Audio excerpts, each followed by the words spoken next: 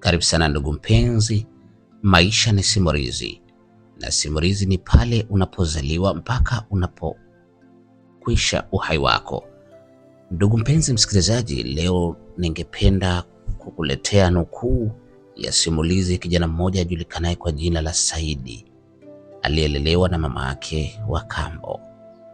Mpenzi msikilizaji, Saidi anasema katika simulizi hii, katika mkasa wake huu mzima wa maisha yake, ni kwamba baba yake alifiwa na mkewe, yani ni mama yake na Saidi. Alifariki mnamo mwaka 1995. Mwaka huo Saidi alikuwa amezaliwa akiwa na umri wa miaka mitano, mwaka mmoja kasoro kuelekea katika darasa la kwanza. Saidi alikuwa ni mvulana mpole sana. Saidi ni mvulana ambaye anatii watu, mara nyingi hupenda kuheshimu kila mmoja. Saidi anasema baada ya mkasa huo wa kuondokewa na mama yake, alikuwa katika majonzi makubwa sana, kwa sababu mama yake alizaliwa akiwa peke yake na hakuwa na mama mkubwa wala mama mdogo. Hivyo kipindi hicho kilikuwa ni kigumu sana kwa upande wa Saidi, kipindi ambacho kilimfanya ajihisi kuwa ni mnyonge sana. Lakini baba yake na Saidi alikuwa akiitwa Mzee Athmani. Mzee Osmani alipambana kwa hali na mali kuhakikisha mwanae Saidi anaenda darasa la kwanza. Miaka baadaye, baada Saidi kufika darasa la pili, Saidi anasema baba yake baada ya kukaa kwa muda mrefu aliona ni bora apate mwenza wake. Hivyo baba yake na Saidi alichukua uamuzi wa kwenda kuoa, na ndipo hapo ambapo maisha ya Saidi yalipoanza kulelewa na mama yake wa kambo. Saidi anasema mama wa kambo kwa hatua za awali alinipokea vizuri. Nilikuwa napewa chakula kwa wakati, na koga kwa wakati, na mambo mengine huwa nafanyiwa kwa wakati. Hivyo sikuona utofauti na marehemu mama yangu. Lakini Saidi anasema baada ya muda tu, yani takriban miezi miwili hivi, ameanza kuona mabadiliko, kwani mama yake wa kambo huyo alikuwa na watoto wawili, na Mzee Othmani alipomwoa alikuwa tayari alikwisha achika huko alikotoka. Saidi anasema wale watoto baba yangu mimi ndiyo alikuwa akiwahudumia, pamoja na mimi pia tukiwa pamoja, yaani tulikuwa takribani watoto watatu. Saidi anasema cha kushangaza zaidi, kadri mimi umri wangu ulivyokuwa unasogea naelekea shule, basi nikirudi shuleni sipati nafasi hata ya kufanya homework. Hivyo basi wenzangu hufanya homework, mimi nachukua vyombo na kuviosha. Saidi anasema hali hii ilitokea pale ambapo baba hakuwepo nyumbani. Mara nyingi baba hakiwepo nyumbani haonyeshi makucha yake mamangu huyu wa kambo. Alikuwa akinifanyia mazito mara tu baba alipokuwa nje ya nyumbani. Anasema nilikuwa najisikia vibaya sana, kwa sababu ilikuwa si lengo langu kuishi maisha haya, lakini ni Mungu alikwisha nikadiria kuishi maisha haya, na ndipo nikaona nikubaliane nayo tu kwa hali zote ambazo nitazifesi. Saidi anasema nilikuwa nikiosheshwa vyombo na nikichoteshwa maji madumu mazito sana. Wakati mwingine maji ukatika. Saidi anasema basi mama huyo huchukua madumu takribani 20 ama 10 ya lita 20 yale, upeleka bombani. Na bombani palikuwa ni kitambo kidogo, ni parefu ukilinganisha na hapa tunapokaa. Ni hatua kwa mguu huenda takriban kama dakika 20 hivi. Lakini mama huyo alichukua madumu hayo na kuyapeleka kule kwa ajili ya kuchota maji. Lakini baba hakiwa hayupo, yale madumu yote nitayakingisa mimi na kubebeshwa na ngata mpaka kuyamaliza, kujaza pipa na wakati mwingine kujaza vyombo vya ndani. Hali hile iliniumiza sana na kujiona kwamba mbona wenzangu wanabeba dumu moja moja na mimi nabeba madumu mengi. nilikuwa nashindwa kumuuliza maswali mama huyo, lakini nilikuwa na dukuduku langu moyoni. Saidi anasema siku moja niliondosha ukimya wangu, ndipo nikamuuliza mama kwa sababu maji yalikatika, na ndipo mama alipoamua kwamba twende tukachote maji. Na mimi nilipokwenda kuchota maji, madumu yalikuwa ni mengi, hivyo nikayagawa madumu yale sawa kwa sawa, ili mradi na wale wenzangu pia wapate kubeba. Cha ajabu, mamangu huyo wa kambo alinifokea sana. Alinifokea na kunitusi na kunipiga makofi. Hali ile iliniuma sana na nilijisikia vibaya kwa kweli. Nilipigwa kiasi kwamba nilianza kukohoa, kwa sababu nilipigwa mabao ya mgongoni kiasi kwamba nilihisi kikohozi kikali na nikaanza kukohoa. Hali hii ilikuwa nzito sana. Basi baada ya hapo nikasema leo sitovumilia. Ilipofika usiku, baba aliporudi nyumbani, Saidi anasema ndipo nilipoamua sasa kumuita baba nizungumze naye. Wakati namuita, mama alijua namuita kawaida tu, aidha labda kutaka kudai hela ya shule kesho au la. Lakini mama huyo alitukuta mimi na baba tumetoka nje, tumekaa kwa muda mrefu sana, ndipo anatoka mlangoni na kuchungulia na kumuita baba kwa ukali zaidi na kumwambia kwa nini anakaa nje muda wote, kwani huyo Saidi anahama hapa. Alizungumza maneno makali, lakini baba alikuwa ni mtu mpole sana, hakuweza kufanya chochote. Alinyamaza na kunisihi, mwanangu, vumilia, haya yote yatakwisha.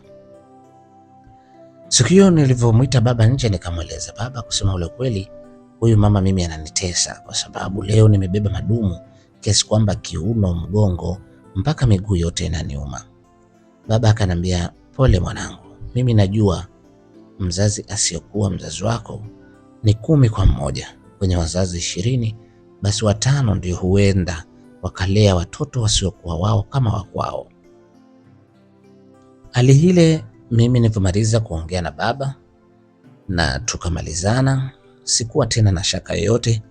Nikasema tayari nishatoa dukuduku langu, basi baba huenda akatake action, yani akachukua maamuzi kwa ajili ya lile ambalo mimi nimemwambia. Saidi anasema masiku yakaenda, desturi ya maisha yao yakaendelea kuwa vile vile, kwamba mtoto wa kambo pale, mimi nikiwa nateswa sana. Saidi anasema tumekwenda, wale watoto shuleni wanasoma na mimi nasoma, tunasoma sote katika shule moja, lakini cha ajabu mimi nilikuwa nafanya vizuri juu ya yote, kwamba nanyimwa kufanya homework, nanyimwa hiki na kile, lakini mimi nilikuwa nikifanya vizuri zaidi. Kwa maana katika ripoti ya kila baada ya miezi 3 ama miezi 6 au likizo ya mwezi 6 na 12, mimi shuleni hushika nafasi ya kwanza na wale watoto zake hushika nafasi kuanzia ya 60 kwenda juu. Hali hii mama Saidi anasema ilimuumiza sana kichwa, na sababu ya kumuumiza kichwa kwamba matarajio yake kunipa mimi kazi ngumu ili mradi nisipate nafasi ya kusoma. Saidi anasema baada ya kugundua haya yote, mimi nikaona bora tu niwe nasoma shuleni. Hivyo kipindi cha mapumziko saa 4 wenzangu wanakwenda kucheza, mimi natafuta darasa lililotulia na kupitia kile ambacho nimefundishwa. Hali hii ilinisaidia sana kwa sababu at least nilikuwa napata wakati kidogo wa kukumbuka kile ambacho nimefundishwa na kukihifadhi. Nilikuwa nikijitahidi sana wakati narudi nyumbani, nikawa najaribu kurecall, yani kurudia kile ambacho nilichokisoma kwa kutupia, kuimba, wakati mwingine kuwaza wakati narudi nyumbani. Na pia nikiwa napewa kazi ya kufanya, aidha ya kuosha vyombo, basi nilikuwa nikiimba nyimbo za maswali na kujua na majibu yake.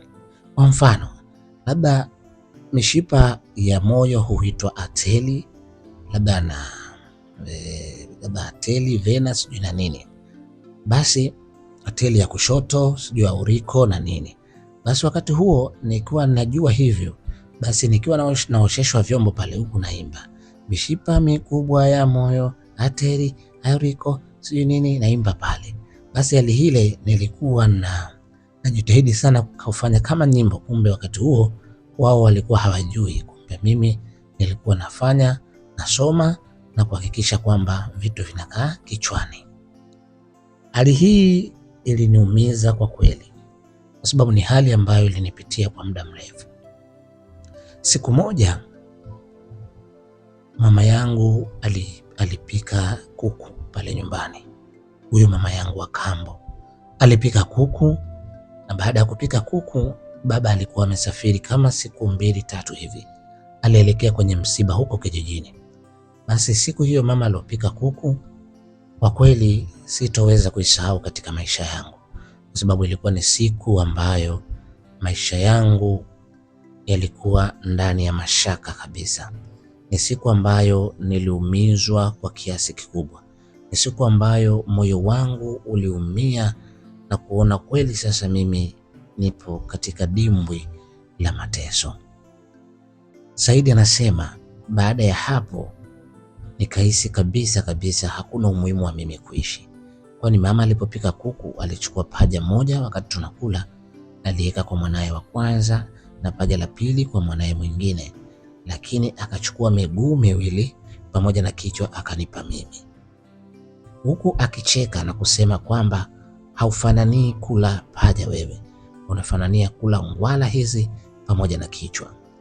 Kiukweli nilitamani nisuse. Saidi anasema nilitamani nisuse kabisa, lakini sikuweza kususa. Nikasema anyway, kwa sababu hii ni hali ambayo ninayo, hakuna namna, lazima niipokee, na haya ndiyo mambo ya maisha. Hivyo nilichukua na kula na ugali miguu ile pamoja na kichwa, na mwisho wake ugali nikashiba na kunawa. Lakini nikawa namwaza sana baba, kwa sababu alikuwa amesafiri kwenda kwenye msiba. Saidi anasema nikaona hali hii si nzuri, nikaona okay, anyway, ngoja niendezani nikalale. Siku moja ilikuwa ni siku ambayo mpira wa miguu unaonyeshwa katika TV. Tena siku hiyo ilikuwa ni siku ya dabi baina ya Simba na Yanga. Kwa kawaida Watanzania wote, Saidi anasema, kila mmoja uzaliwa na timu yake ambayo amependa. Kwa mfano, kwenda akawa Simba ama akawa Yanga. Hiyo ni hali halisi ambayo inajulikana. Saidi anasema mimi nilikuwa napenda sana Simba. Hivyo siku hiyo tulivyorudi nyumbani, muda ulikuwa kama saa 10 hivi, tukakaa na kuanza kutaka kutazama mpira wa miguu. Lakini kilichonishangaza zaidi, wenzangu walivyoeshewa mpira wakawa wanaangalia, mimi mama akanituma maji. Akaniambia, Saidi, peleka madumu bombani ukachote maji. Saidi anasema nilijawa na donge kubwa sana kwenye moyo wangu. Nikasema hivi, huyu mama ana roho ya aina gani? Mbona watoto zake wanaenjoy wanatazama mpira, lakini mimi anataka nikachote maji kweli? Nikasema okay, anyway, hakuna shida. Haya ndo maisha Mungu aliyenipangia kwa sasa. Saidi anasema nikatoka zangu pale, sikuwa na huzuni, nikawa moyo wangu unaniuma sana. Kwenye uso wangu sikuonyesha kwamba nimechukizwa sana na lile, lakini ndani ya moyo wangu nilikuwa na jambo kubwa ambalo linanisumbua.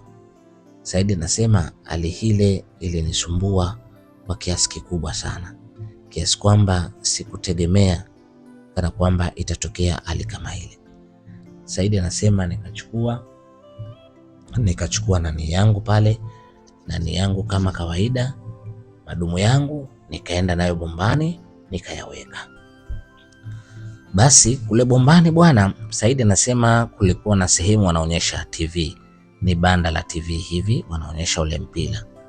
Basi mimi kwa hasira zangu, kwa sababu alinipa 1000, nikachukua. Kipindi kile kutazama mpira na shilingi kama 300 hivi 200, nikachukua 200 nikaingia kwenye banda la TV.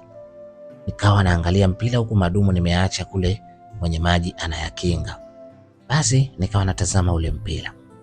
Nikatazama mpaka kipindi cha kwanza kilipoisha, nikaenda nikachukua madumu 2 nikapeleka nyumbani. Mama akanita, "We Saidi, hebu njoo hapa." Mimi nikaenda. Nilipokwenda pale mama akanikata vibao. Nikata vibao akaniambia, kwa nini unachelewa kuleta maji? Mimi nikamwambia, mama, mimi sijachelewa kuleta maji, ila pale kuna foleni kubwa, ndio maana mimi nimechelewa kiasi hiki. Akanambia, sasa nakuomba jitahidi mwambie mwenye bomba ajaze haraka hayo madumu ulete hapa kabla babako hajarudi, kwa sababu nataka nifue nguo zenu. Kimoyomoyo nikasema huyu anataka baba asinikute mimi nabeba maji, ndio maana anataka nibebe haraka haraka. Lakini nikasema okay, anyway, ngoja niende. Saidi anasema nikatoka pale mpaka kwenye bomba, lakini roho yangu kwa kuwa nilikuwa ni mpenzi wa Simba, nikasema hapana, vyovyote naliwe, mimi niko tayari kuumizwa leo. Nikatoka zangu pale, nikamwachia mwenye bomba aendelee kunikingia maji.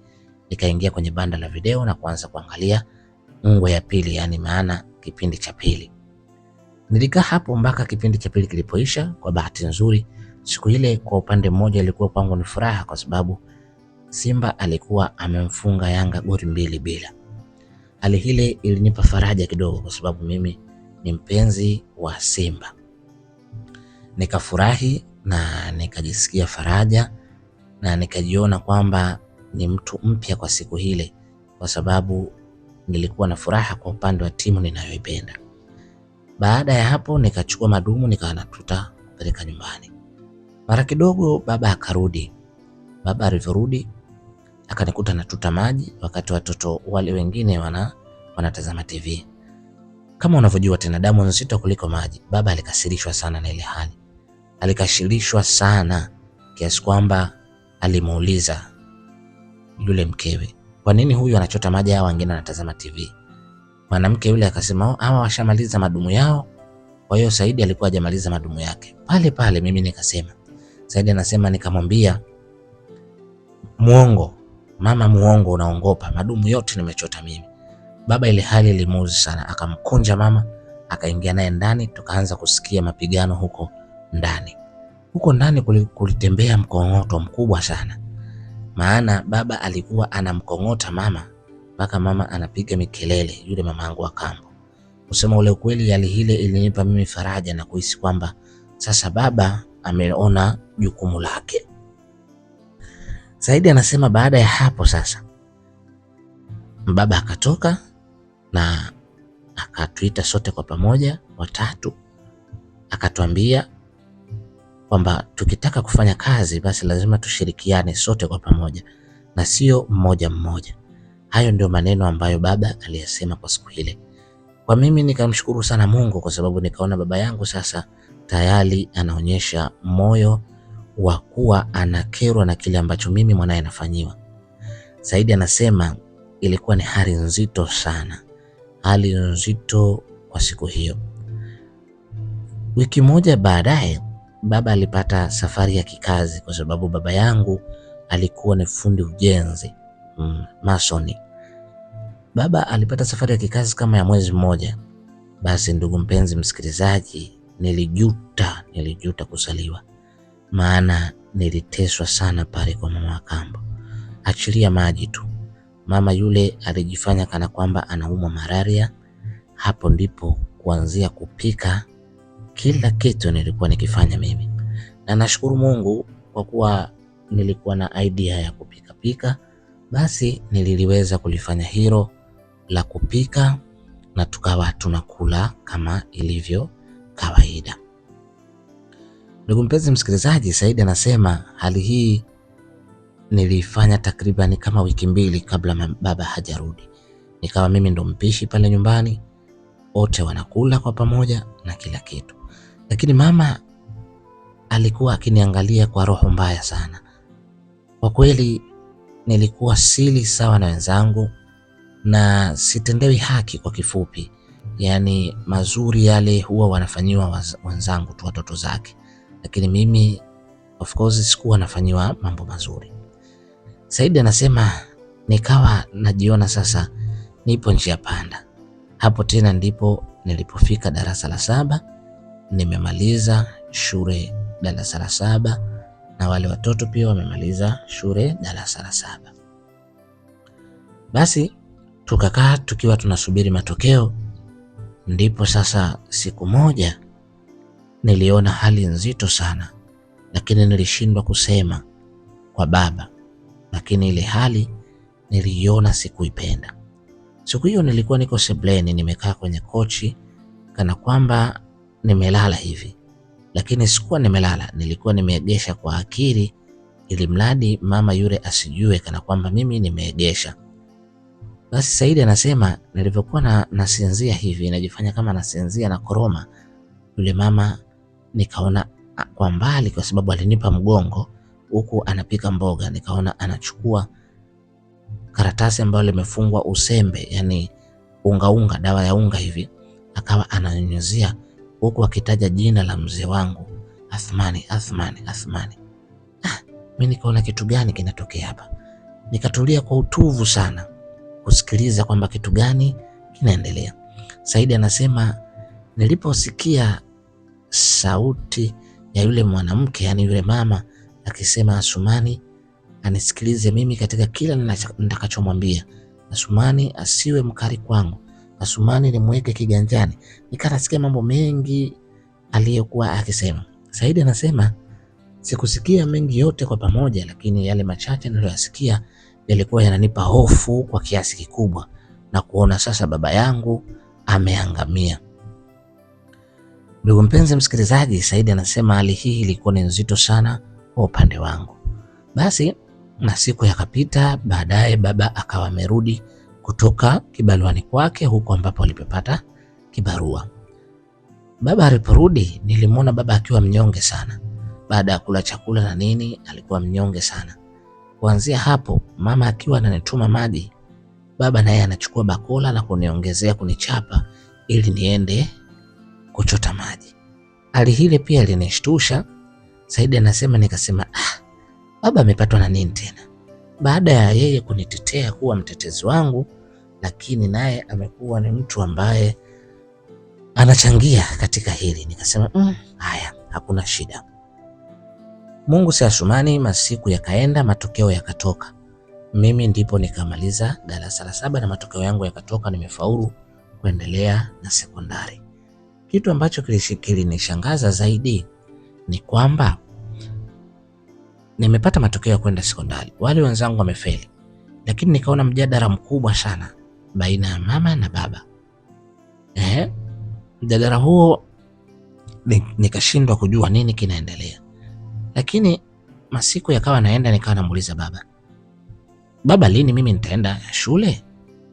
Baba akawa ananiambia, nimeongea na mama yako, wewe bora uende na mimi kazini ili tuweze kulisha familia hapa, kwa sababu hali imekuwa ni ngumu, inabidi twende wote ukanisaidie kubeba tofali ili familia iende. Saidi anasema hali hile ilinishangaza kwa kiasi kikubwa sana.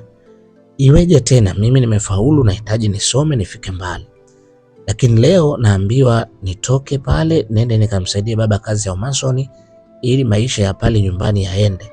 Hali hile ilinishangaza sana.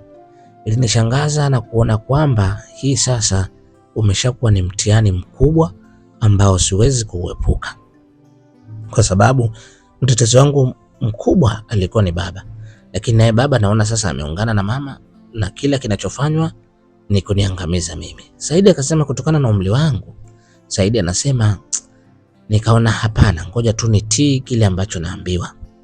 Kumbe bwana, mama amekwenda kule shuleni na kuambia kwamba kweli Saidi amefaulu, lakini Saidi tunaenda kumsomesha private.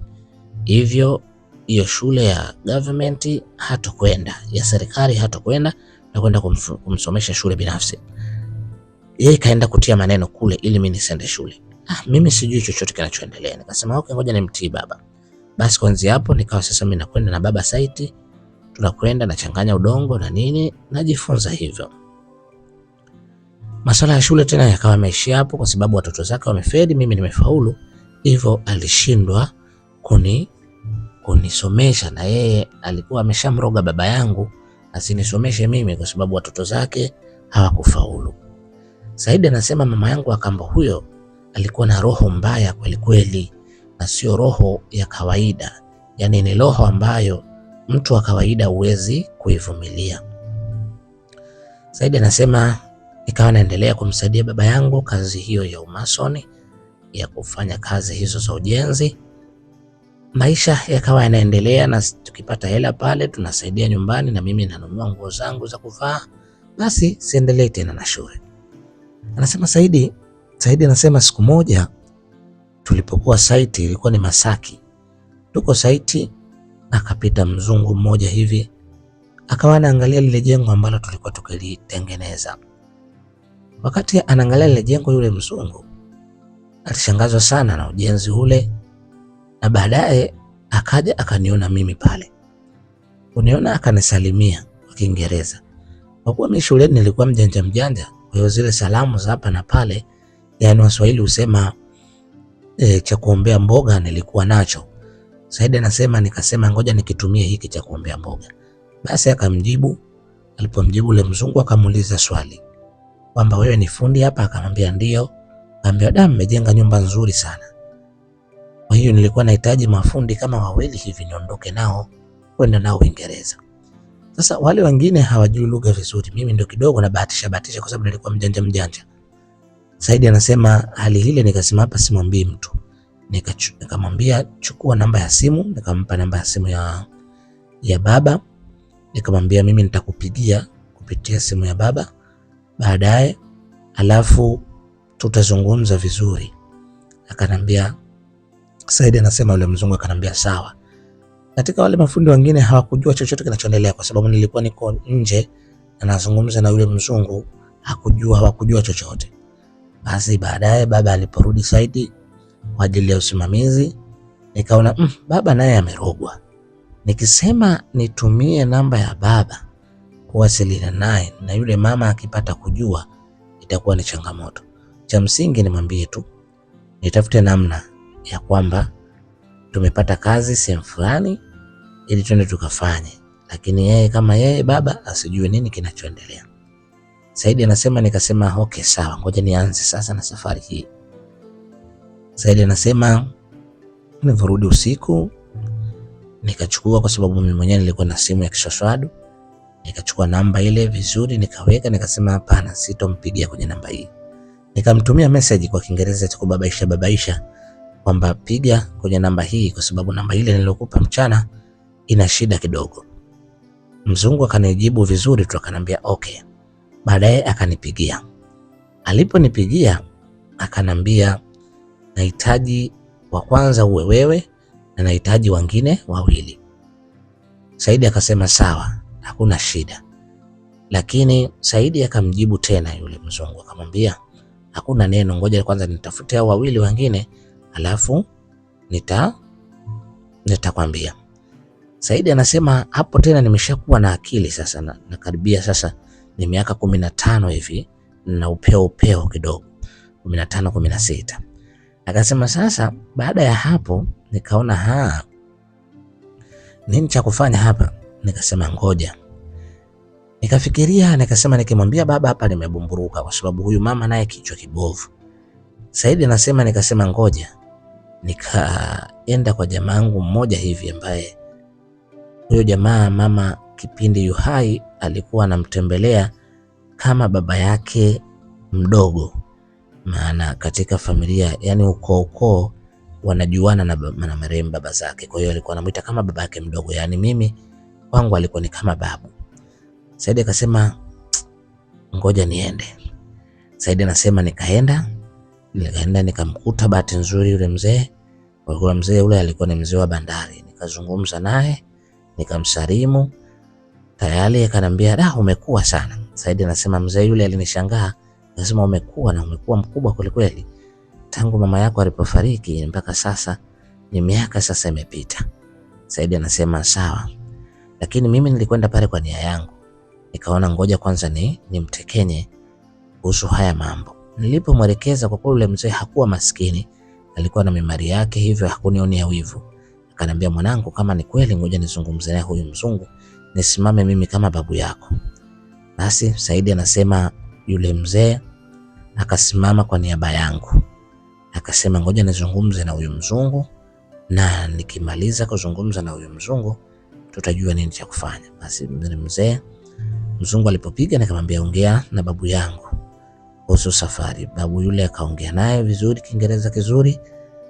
Baada ya kukata simu, babu akafurahi sana, akamwambia Saidi mwanangu, Saidi mjukuu wangu, sasa unaelekea kufanikiwa.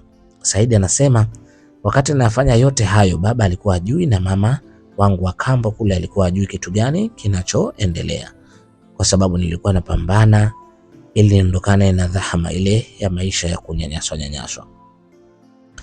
Saidi anasema baada ya babu kuongea na yule mzungu, sasa wakapanga kila kitu, na yule mzungu akaelekezwa mpaka kwa babu, akaahidi atakuja Jumapili. Huku Saidi anasema huku naendelea kufanya kibarua na baba na kunielekeza baadhi ya kazi, na kweli nikawa sasa ni fundi mzuri, kwa sababu akili yangu tena kwenye shule nikaiacha, nikaihamishia kwenye ufundi. Lakini siku moja Saidi anasema yule mke wa baba, yaani mama yangu wa kambo, alimwamuru baba amchukue kijana wake yule wa kiume, maana yake ana vijana wawili wa kike na wa kiume. Lakini yule kijana wa kiume kila akiletwa huku, baada ya kuchanganya udongo, anatia maji mingi, udongo unakuwa kama uji ambao haufai. Hivyo baba alifanya hivyo, lakini kila fundi alimkataa mtoto huyo na baba kumwacha kwa kusema kwamba huyu aelekei. Mama alichukia sana, lakini huo ndo uhalisia. Alikuwa hatakiwi na fundi wa aina yoyote, kama kamba alikuwa na kigundu hivi. Saidi anasema hali hii ilikuwa nzito kwa upande wangu. Jumapili ikafika, ndipo pale ambapo nikapigiwa simu na yule mzungu, tukaelekea kwa babu, yule babu yangu wa hiari. Saidi anasema tulipofika kwa babu ya hiari, wakafanya contact pale yule mzungu na yule babu yangu wa hiari, na hivyo ikapangwa safari, na mimi nikabaki kuwa kimya. Mzungu amenambia tayari wawili amekwisha wapata yeye mwenyewe katika sehemu ambayo anajua, lakini akanitengenezea mimi pasipoti yangu na kila kitu ambacho nimekikamilisha kwa ajili ya safari. Basi mimi nikanyamaza kimya. Saidi anasema nikawa kimya kabisa. Hakuna mtu ambaye yeyote nilomwambia kuna ishu gani inajitokeza na kuna ishu gani inakuja mbele yangu. Nilikaa kimya tu. Saidi anazungumza maneno hayo. Saidi anasema baada ya muda tu, wiki ikapita na nikawa nimechangamka kwa kweli, kwa kuwa nishaanza kuzoea kazi. Ilipobaki siku 2 kwenda safari, nikamwita baba na kumweka chini. Nikamwambia baba, kuna jambo nataka nikwambie. Wakati huo sasa tunaelekea kazini. Nikamwambia baba, kuna jambo nataka nikwambie. Baba akaniambia niambie mwanangu. Akaniambia baba, kiukweli nikwambie tu kweli, najua unanipambania sana kama mwanao, lakini kiukweli yule mama si mtu mzuri. Nikaanza sasa, Saidi anasema nikaanza kumhadithia ile siku ambayo anatia mavumba kwenye mboga. Baba alishtuka sana, akaniambia Saidi mwanangu, utaacha nife? Kwa nini huku unaniambia mapema na mimi nisile kila chakula? Ndio maana hata sijielewi mwili wangu na hata maamuzi yangu. Saidi, ungeniambia mapema. Saidi anasema kweli baba. Saidi anasema nikamwambia baba, kweli baba, ningekwambia, lakini nimeogopa kuvunja ndoa yenu, na kwa sababu mimi sikutaka mgombane, na mimi sipendi mgombane, kwa sababu yule ni mkeo na mimi ni mwanao ambao umezaa na mama mwingine. Saidi anasema nilimwambia hivyo baba alitulia sana, na akanambia kweli mwanangu Saidi, umeniokoa katika hili, maana mimi hata sijielewi, na imefika wakati nikifanya kazi ila yote ya contact ya nyumba nzima napeleka kwa mwanamke yule. Saidi anasema baba aliniambia mambo mengi sana. Nikamwambia baba, okay anyway, usijali, mimi sasa kuna safari nimeshaipanga. Nikamwelezea mlolongo mzima nilivyokutana na yule mzungu mpaka kumpeleka kwa babu Ayali. Baba alifurahi, Asmani alifurahi sana. Alifurahi sana kwa kusema sasa mwanangu, umekuwa na una mambo makubwa kabisa ambayo yanakuja na mafanikio yako karibu mwanangu. Basi siku hiyo tukaenda wote, mimi na baba, kwa babu Ayali na yule mzungu, tukachukua passport na kila kitu, tukaanza kufunga safari kwenda kulala kwa yule mzungu. Saidi anasema tumeenda kwa yule mzungu, tukaenda tukalala pale. Tulipolala, kesho yake tukaenda zetu airport kwa ajili tayari ya safari ya kuelekea Uingereza. Basi tukaelekea Uingereza kwa ndege. Kwenda kule, yule mzungu kumbe ana chuo chake kikubwa sana cha masuala ya ufundi mason. Ametuona sisi tuna talent, hivyo alichukua wale vijana wengine kutoka sehemu tofauti ambao siwafahamu, pamoja na mimi, tukaingizwa katika chuo kile kwa ajili ya vitendo na kadhalika. Ndugu mpenzi msikilizaji, Saidi anasema nilipofika kule, kwanza nilikuwa ni mtu mmoja wa ajabu sana.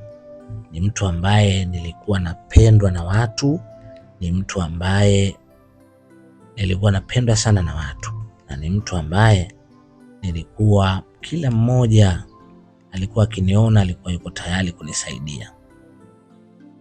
Umeona, nikasema sawa. Basi kule nilikuwa maarufu kwa kweli. Nilikuwa maarufu, na umaarufu wangu ulikuwa ni mkubwa sana.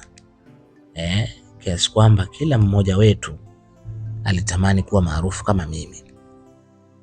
Nilipofika kile chuo nikasoma kwa bidii sana. Niliposoma kwa bidii na nikawa engineer mkubwa sana. Engineer ambaye hakuna mtu ambaye alidhani mimi kuwa ni engineer wa kiasi kile. Kwa sababu kule tulikokwenda kulikuwa na wazungu wenye akili nyingi sana, lakini mimi nilikuwa na talent, nilikuwa na kipaji kikubwa sana. Kwa nilipofika kule nikawa sasa, yule mzungu afatupa elimu, tukawa tunajenga majengo makubwa, contact, kwa sababu yule mzungu ni boss mkubwa, alafu ni mkufunzi mkubwa. Kwa alikuwa anapata contact kubwa za kazi. Baadaye akawa ananiuliza, Saidi, umesoma mpaka elimu gani? Itabidi sasa nimfungukie yule mzungu, mkasa mzima wa familia yangu, mama yangu alivyokuwa. Ilibidi nimfungukie tu kwa sababu sikuweza tena kumuongopea. Nikamwambia sawa, mimi bwana, historia yangu ni nzito. Nikamweleza mimi mama yangu alifariki, baadaye baba yangu alioa, baadaye nikasoma kwa tabu, nikateseka.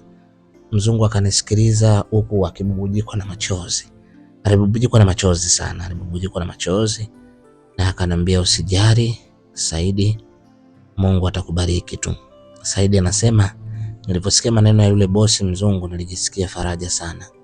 Nilijisikia faraja, na baada yake kusikia faraja hili nikaona hapa ni bora nipate kutulia zaidi ili kuendelea na kazi.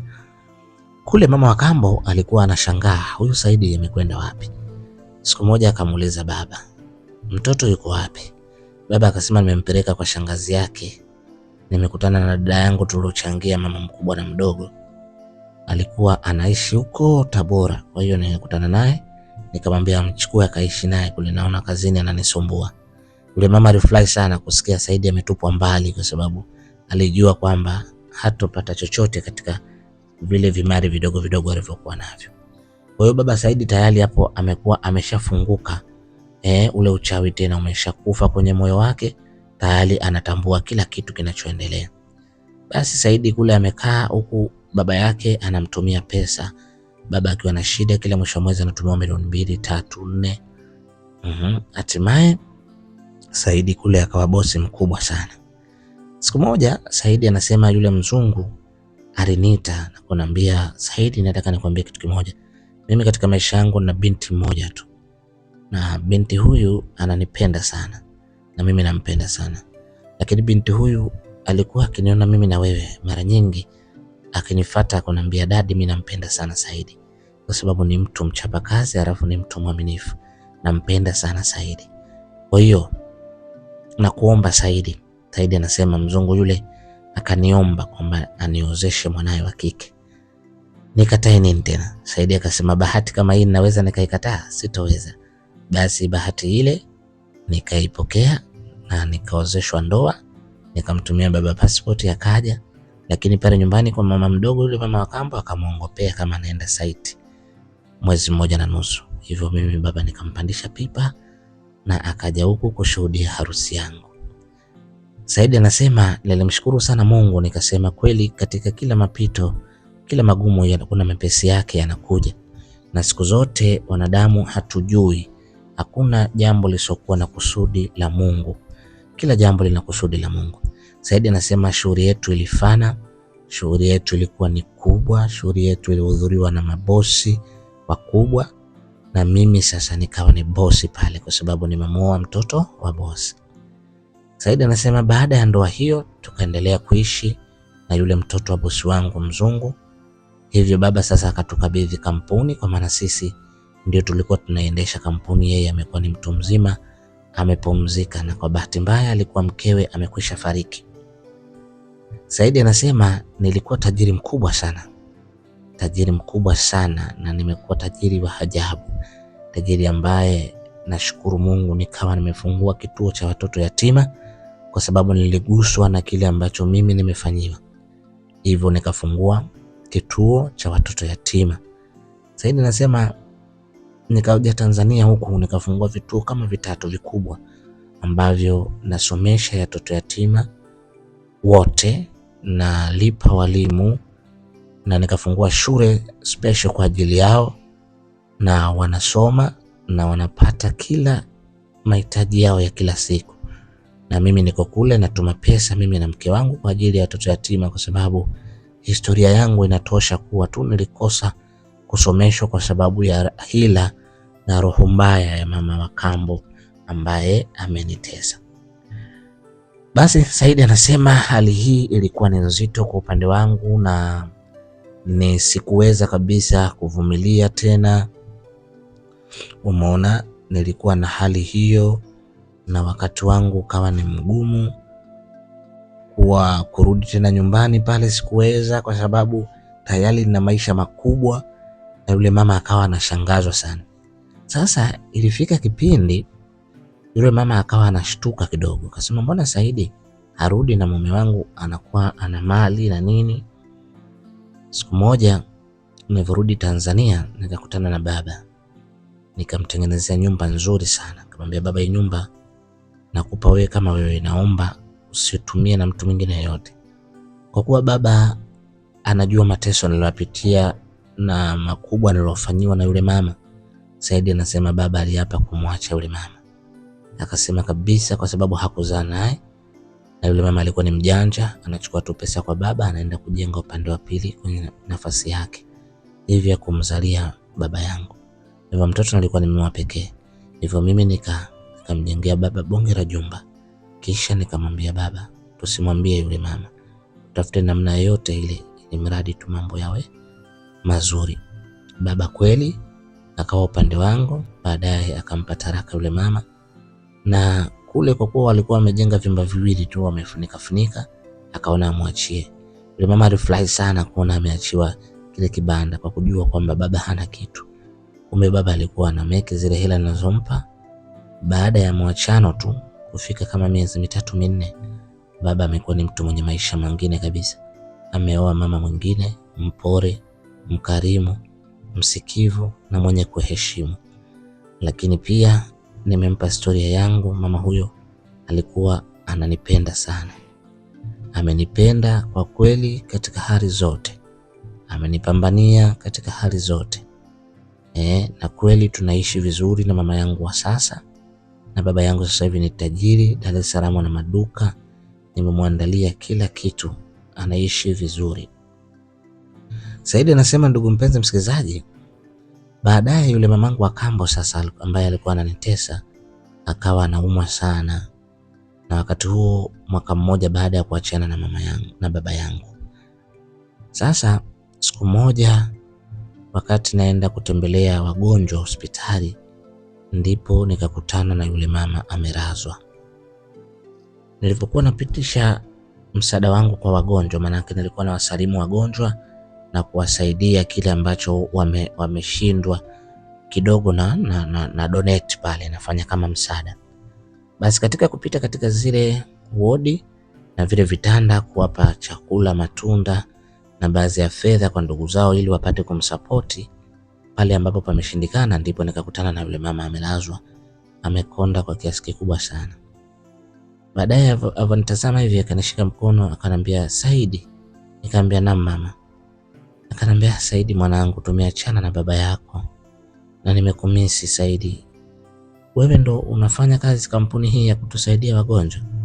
Saidi akamwambia hapana. Saidi anasema nikamwambia hii ni kampuni yangu na mimi ndio bosi kwenye kampuni hii. Yule mama akabubujikwa na machozi sana. Akamwambia Saidi mwanangu, naomba unisamehe sana. Najua nimekunyanyasa sana, nimekufanyia mabaya sana, nimekufanyia kila hila ili mradi wewe upate kudhalilika. Nimekustopisha kuto kusoma kwa kwenda kutia fitna shuleni kwamba nimekuandikisha private, lakini Saidi leo Mungu amekuinua na amekupa nafasi ile ile ambayo mimi niliziba ili wewe usiipate. Saidi mwanangu, naomba nisamee, sioni kupona kwangu, kwani mimi naona naweza nikafa muda wowote, hivyo sioni kwamba nitapona, hivyo nakuomba Saidi unisamehe sana. Saidi akamwambia, usijali mama, mimi nimekusamee, lakini si kila jambo la kuzungumza kwa undani zaidi, kwa sababu kila tunalolifanya tutalikuta kwa Mwenyezi Mungu.